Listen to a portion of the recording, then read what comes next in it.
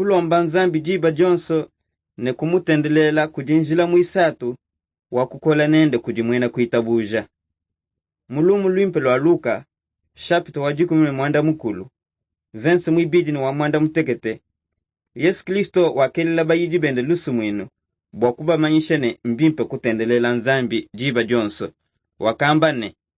mumusoko mukwabo mwakajinjuji ye kakaji uchina nzambi kakaji uneme kabantu mumusoko wao kabiji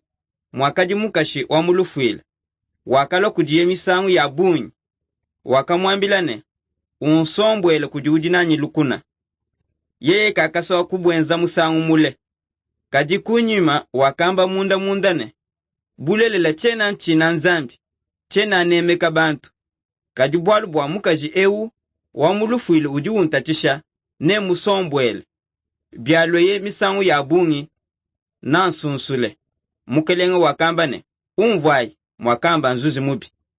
nzambi menekena usombwela bakasungulaye batu bajila kujiye butuku ne munya na asha byalefeshe musangu mule bwakuba kwachisha anyi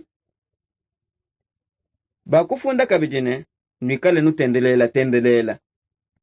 mumalu onsu kujitendelela ne kujisengelela numanyishe nzambi bwa milombo yenu ne jisakijila ne jitalala ja nzambi jijitamba jizingulula jonsu ja bantu ne jilame michima yenu ne meji enu mukilisto.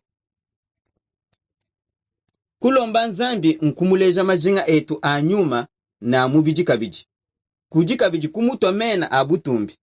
bwalwebu bujine cha kwenjibwa ne kanemu konso ne jitekemena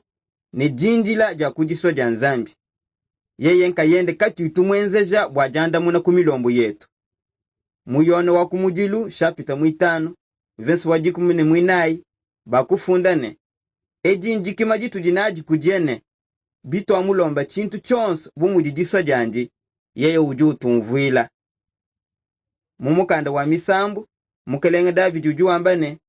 buyeye mwakwikala mulame bubi munda mwa muchima wende nzambi kena mwakumumvuila nzambi kena mwakubwela mujumvwangana ne bana bende bajibasanka mu malumabi bwalu bwa kulomba nzambi kujikufunga jine nzambi yeye uju wachizila kena ufunga ne bantu babi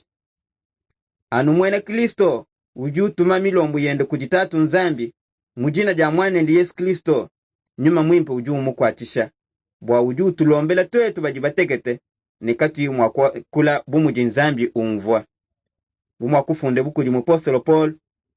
mukanda wa Lomo chapter wa mwanda mukulu verse wa 27.